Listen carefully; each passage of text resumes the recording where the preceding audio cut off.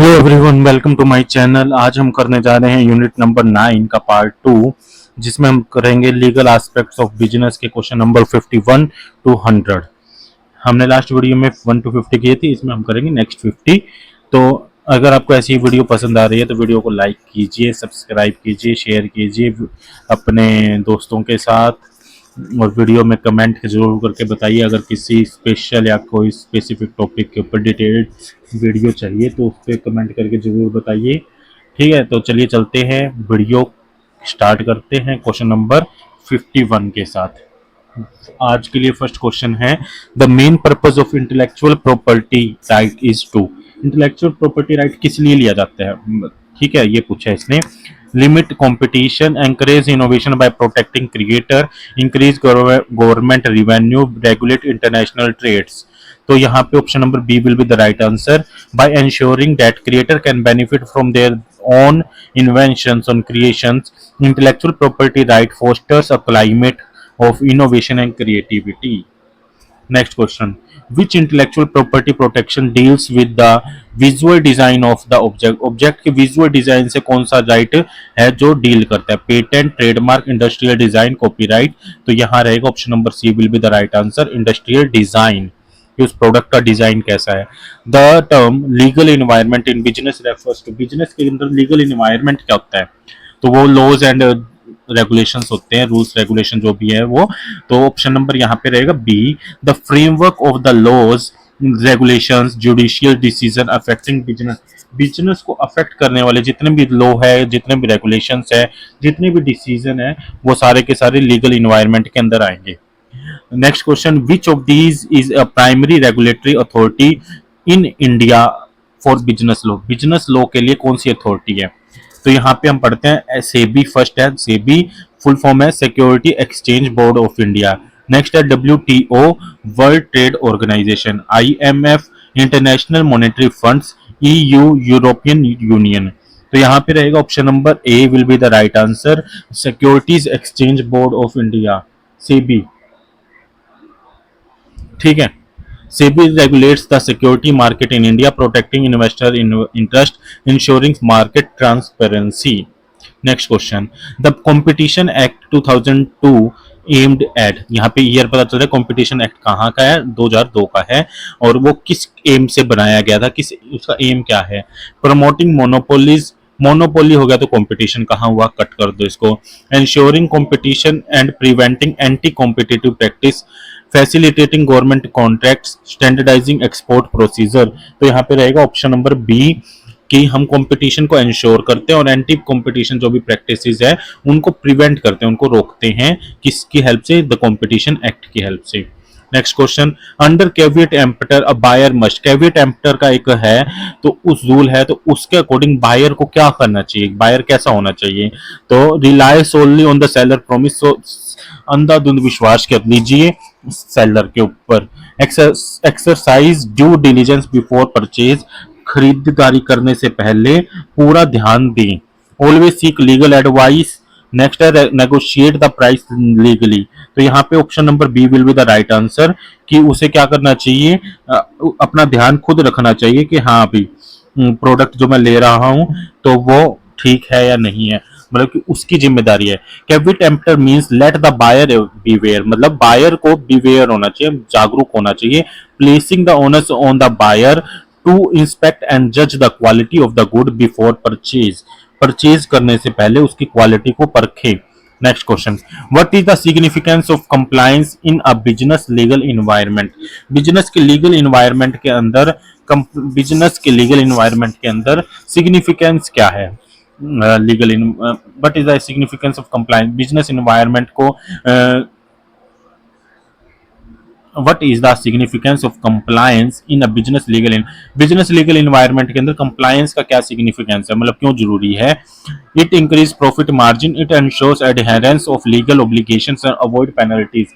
ठीक है, तो यही आंसर रहेगा ऑप्शन नंबर बी, कि ये adherence of legal obligation, legally जो ओब्लिगेशंस है कंपनी के ऊपर उसको एडहेयर करने के लिए, उसके ऊपर मतलब उसको लागू करने में इंश्योर करता है, और जितनी भी पेनल्टीज है उनको रोकता है, अवॉइड करवाता है। अगर हम प्रोसीजर को फॉलो करेंगे तो कोई पेनल्टी नहीं लग पाएगी।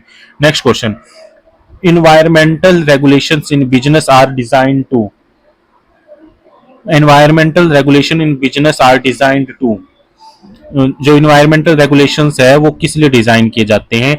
It increase industrial production, protect the environment from harmful business practices, enhance marketing strategies, promote globalization. So option number B will be the right answer.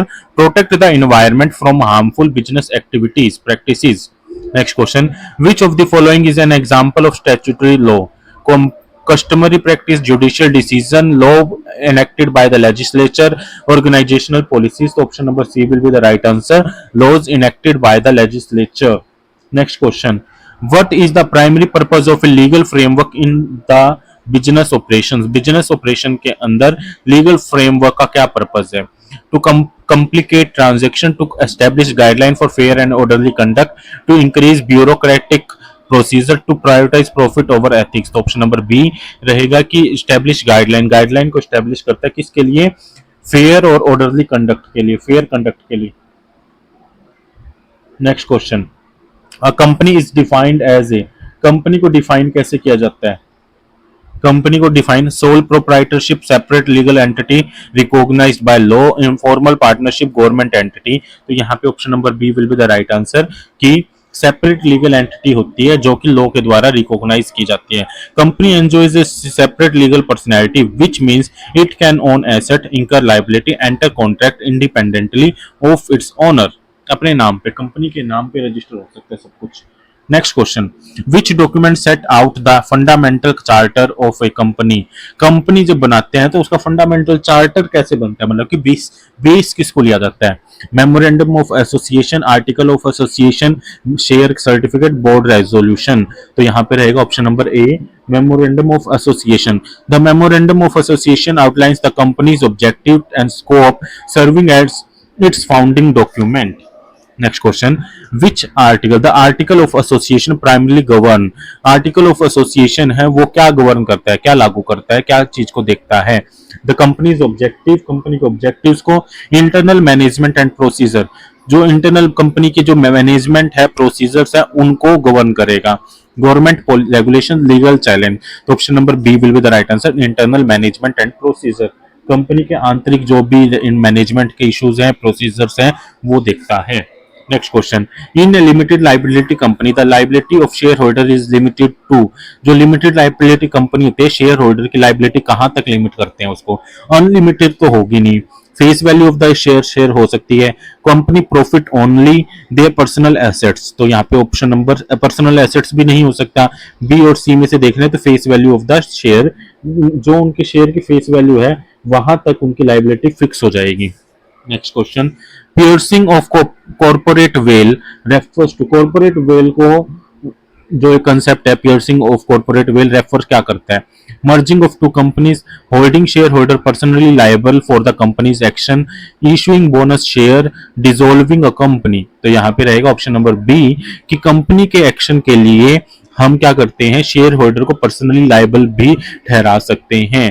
पायर्सिंग of corporate well मतलब कि उनका पर्दा हटाना, कॉर्पोरेट का जो पर्दा लगा हुआ है उसको हटाना. Which document primarily governs the appointment and regulation of director in the company? Company के अंदर डायरेक्टर कैसे गवर्न मतलब कि अपॉइंटमेंट होते हैं? तो यहाँ पे रहेगा memorandum of association, article of association, judicial president, financial statement. तो option number B will be the right answer, article of association. The article typically set out the rules for director appointment, their roles, responsibility in managing the company. Next question. The special resolution in company law generally requires. Special regulation जब पास करना होता है तो उसके लिए क्या जरूरी है? A simple majority vote, specified higher majority usually 75%, unanimous consent, board approval only. तो यहाँ पे रहेगा option number B, higher majority, जो कि 75% होती है usually. For major decision a special resolution with a super majority typically around 75% is required to ensure board agreement among members. Next question. Who is responsible for ensuring that a company complies the statutory regulations? Company statutory regulation को comply कर रही है, apply कर रही है, मान रही है, उसकी ensurety कौन करता है? The employees, the company secretary and board of director, external customer only the share holder. तो यहाँ पे साफ ही दिख रहा है ऑप्शन नंबर बी कि सीएस जो होगा कंपनी का, कंपनी सेक्रेटरी होगा जो, और बोर्ड ऑफ डायरेक्टर्स जो होंगे उनकी ड्यूटी बनती है कि वो सारे रेगुलेशंस को फॉलो करे, माने। Next question, the winding up of a company refers to, winding up कब क्या होता है? वाइंडिंग अप होता है कंपनी को बंद करना, ठीक है। हायरिंग मोर एम्प्लॉय, ये नहीं होगा। लिक्विडेटिंग एसेट्स, सेटलिंग लाइबिलिटीज हो सकते हैं। Expanding business operation, restructuring the board of director. तो option number B will be the right answer. Winding up का मीनिंग होता है एसेट्स को लिक्विडेट करके, मतलब कि बेच करके जो कैश आएगा उससे लाइबिलिटीज को सेटल डाउन करना, ठीक है। Next question, the role of independent director is to, independent director का रोल क्या होता है? Manage day to day operations, provide unbiased oversight and ensure good governance, represent major share holder, handle legal dispute exclusively. तो यहाँ पे option number B will be the right answer कि unbiased oversight and ensure good governance, ठीक है। Next question, what does ADR stand for? ADR की full form पूछी है, तो इसकी एडीआर की फुल फॉर्म होती है ऑल्टरनेटिव डिस्प्यूट रेजोल्यूशन। तो ADR comprises method like arbitration, mediation, used to resolve dispute without resorting in formal litigation, मतलब कि बिना कोई कानूनी कार्रवाई के कुछ मेथड ऐसे होते हैं जिससे कोई डिस्प्यूट को रिजोल्व किया जा सके, वो किसमें होते हैं? एडीआर के अंदर, ऑल्टरनेटिव डिस्प्यूट रेजोल्यूशन के अंदर। The primary advantage of arbitration over litigation is that it is generally, जो लिटिगेशन है मतलब कि लीगल तरीका है, उससे आर्बिट्रेशन पे क्या फायदा होता है? आर्बिट्रेशन चुने हम क्यों? More public, faster and lower in cost, more formal, less applicable. तो ऑप्शन नंबर बी ही दिख रहा है अपने को, faster and lower in cost, cost कम लगेगी और स्पीडली काम होता है। की characteristic of mediation is that the mediator कौन होगा या क्या करेगा? impose a binding decision, facilitate mutually acceptable settlement, act as a judge, mandate verdicts। तो option number B will be the right answer कि वो म्यूचुअल एग्रीमेंट करवाता है, म्यूचुअल एक्सेप्टिंग, मतलब कि कुछ म्यूचुअल बीच का रास्ता निकाल के देता है mediator. Next question, conciliation of in dispute resolution is best described as, resolution के अंदर कॉन्सिलिएशन मतलब कि वो क्या होता है? Formal litigation, informal negotiation facilitated by the conciliator, binding arbitration, trial by jury. तो यहाँ पे option number B will be the right answer. Conciliation is an informal process where a conciliator actively assist the parties to settle their differences. Next question, which act provide the framework for arbitration in India? Arbitration act कौन सा है? The arbitration and conciliation act 1996, 1996 में act बना है, arbitration and conciliation act. This act governs the conduct of arbitration proceedings as well as the conciliation in India. Next question, caveat emptor means, caveat emptor के बारे में हमने पहले भी पढ़ा है, लेट द बायर बीवेयर। तो option number B will be the answer. Next question, in business law the merger is best described as, merger किसको कहते हैं? Absorption of a company by the another, forming a joint partnership, creating a subsidiary, separating the company into smaller entity। तो यहाँ पे रहेगा absorption, मतलब कि एक कंपनी दूसरी कंपनी को अपने अंदर मिला लेती है, absorb कर लेती है, merge कर लेती है। Next question, e contracts are govern by, e contract को गवर्न करने के लिए कौन सा लॉ या कौन सा रूल, कौन सा रेगुलेशन है? तो यहाँ पे रहेगा traditional paper contract law only, both IT and traditional contract principle, company law on loan, consumer law only. तो ओनली ओनली ओनली देख करके काट दीजिए, ऑप्शन नंबर बी बचा लीजिए और सही आंसर हो जाएगा आपका both IT laws and traditional contract principle, दोनों तरीके के लॉज होते हैं वो एप्लीकेबल होते हैं। A legally binding electronic signature is recognized under which of the following? तो किसके अंदर होते हैं? IT act, evidence act, A B और एबी नोट। तो यहाँ पे ऑप्शन नंबर सी रहेगा, both A and B, the IT act, the evidence act. Next question, when both parties share a mistaken belief about a fundamental fact it is called, इसको क्या कहते हैं? तो यहाँ पे unilateral mistake, mutual mistake, fraudulent mistake, negligent mistake. तो यहाँ पे रहेगा option number B, mutual mistake. दोनों तरफ से ही कुछ मिस्टेक हुए तो उसको कहेंगे mutual mistake. Specific performance in contract law इस रेफर्स टू, कॉन्ट्रैक्ट लॉ के अंदर स्पेसिफिक परफॉर्मेंस क्या होती है, स्पेसिफिक परफॉर्मेंस क्या किसे कहते हैं?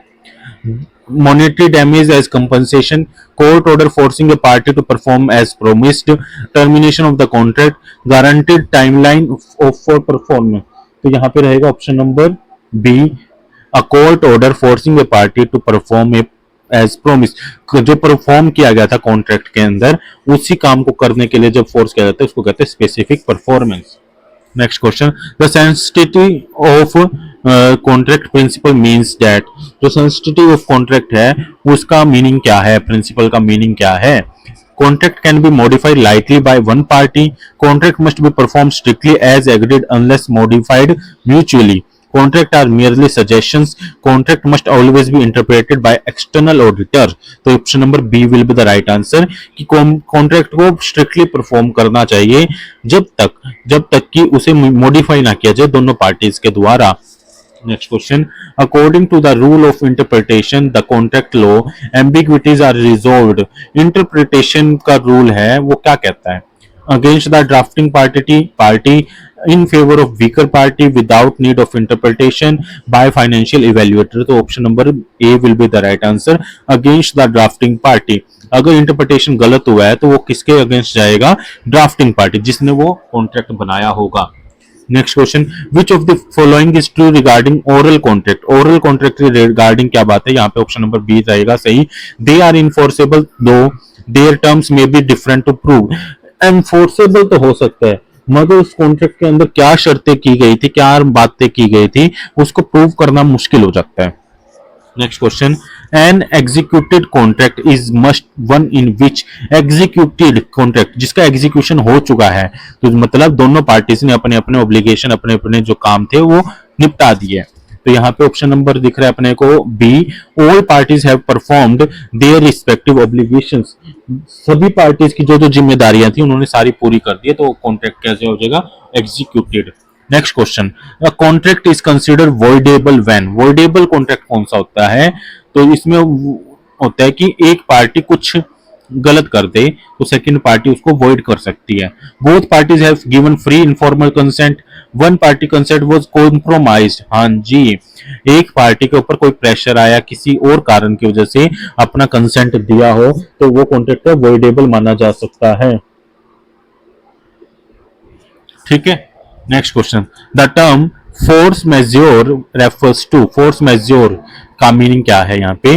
अ clause mandating arbitration, unforeseen event excusing contractual performance, warranty clause, statutory instrument. तो यहाँ पे रहेगा option number B, unforeseen event excusing contractual performance. एक ऐसा कोई इवेंट हो गया जिसकी वजह से कॉन्ट्रैक्ट की परफॉर्मेंस को एक्सक्यूज किया जा सकता है, मना किया जा सकता है, force majeure. Next question, the primary purpose of legal audits in a business is to, legal audit के अंदर, लीगल ऑडिट के टाइम पे प्राइमरी पर्पस क्या होता है, मतलब लीगल ऑडिट का प्राइमरी पर्पस क्या होता है? उसके होता है लीगली सारे काम हो रहे हैं या नहीं हो रहे वो देखना। तो यहाँ पे रहेगा option number B, ensure compliance with legal norms and identify risk, सारे लीगल नॉर्म्स को कंप्लायंस को फुलफिल करवाना और जो भी रिस्क है उसको पहले से पता लगाना।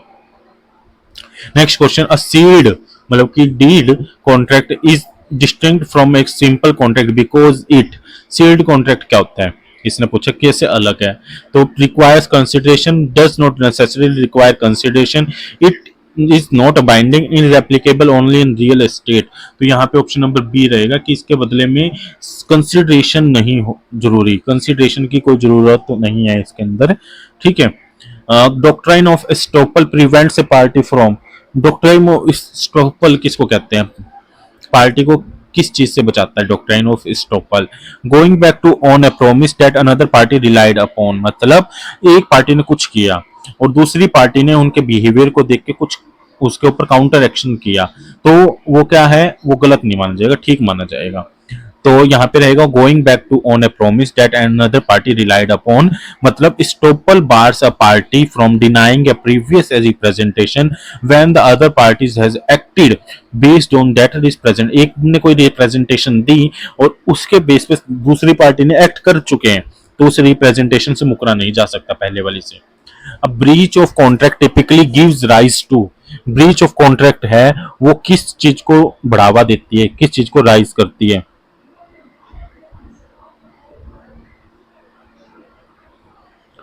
किस चीज को बढ़ावा देती है, इसने पूछा। क्रिमिनल पेनल्टी ओनली काट कर दो, ओनली देखे। Remedies like damage, specific performance, tax penalties, social disapproval. तो यहाँ पे ऑप्शन नंबर बी रहेगा, या तो वो डैमेज जो होंगे उसको फुलफिल करवाना और स्पेसिफिक परफॉर्मेंस को स्पेसिफिक टास्क प्रूव करवाना। तो ये रहता है यहाँ पे option number B. When a contract is breach the injured party may claim legal remedies, usually monetary damage मतलब पैसे ले लेना, और an order of specific performance to compensate for losses. Next question, arbitrability refers to, कोई चीज arbitrable है या नहीं, वो क्या होता है। तो यहाँ पे रहेगा whether dispute is suitable for arbitration, arbitration के लिए वो डिस्प्यूट एप्लीकेबल है या नहीं है, उस डिस्प्यूट के ऊपर आर्बिट्रेशन एप्लीकेबल है या नहीं, वो चेक करना आर्बिट्रेबिलिटी होती है। Next question, which of the following is a legal safeguard for share holder, share holder के लिए लीगल सेफगार्ड क्या होता है। Auditor's report, board resolution, limited liability, employ stock options. तो option number C will be the right answer. Limited liability की एक liability को limit fix कर दी जाती है तो वो लीगल सेफगार्ड होता है, उससे ज्यादा उनसे नहीं वसूला जाएगा। In disagreement over contract interpretation court primary rely upon, दोनों पार्टी ने डिसएग्रीमेंट कर दिया जो कॉन्ट्रैक्ट की मिस इंटरप्रिटेशन मतलब इंटरप्रिटेशन के ऊपर, तो कोर्ट किसकी तरफ फैसला सुनाएगी। तो यहाँ पे रहता है कि उस कॉन्ट्रैक्ट के अंदर जो भी कुछ लिखा है उसका नॉर्मल जो मीनिंग निकला जाएगा, नॉर्मल लिटरल मीनिंग जो निकला जाएगा उसके हिसाब से ही काम करना पड़ेगा, कॉन्ट्रैक्ट कोर्ट जो है उसके हिसाब से चलेगी। Next question, a void contract is one that, void contract क्या होता है। तो यहाँ पे had initial consent issues but after later ratified, इसको वॉइडेबल कह सकते हैं हम। Ineffective from the start, contains minor only minor error, requires arbitration. तो option number B will be the right answer. जो स्टार्टिंग से ही इनइफेक्टिव है उसको कहते हैं वॉइड कॉन्ट्रैक्ट, और जो बीच में होता है उसको voidable. Principle of a privity of contract means that, privity of contract का प्रिंसिपल क्या कहता है, क्या होता है। तो only the parties of the contract can be enforced और बी बाउंड बाय इट, मतलब यही आंसर रहेगा। प्राइवेटी ऑफ कॉन्ट्रैक्ट का मीनिंग है जो पार्टी उस कॉन्ट्रैक्ट को बनाने में थी, जिनके पार्टी के बीच में कॉन्ट्रैक्ट है, उन्हीं के ऊपर वो कॉन्ट्रैक्ट एनफोर्स किया जा सकता है, उन्हीं को बाउंड किया जा सकता है उस कॉन्ट्रैक्ट को फुलफिल करने के लिए।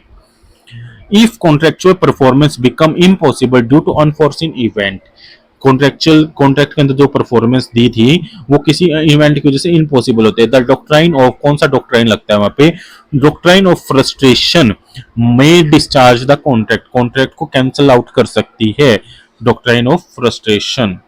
Next question, an advantage of alternative dispute resolution over litigation is that, जो हमने एडीआर के बारे में पढ़ा था, एडीआर लिटिगेशन से क्यों एडवांटेजफुल है। तो इसने हायर कॉस्ट ज्यादा है तो एडवांटेज नहीं रहा।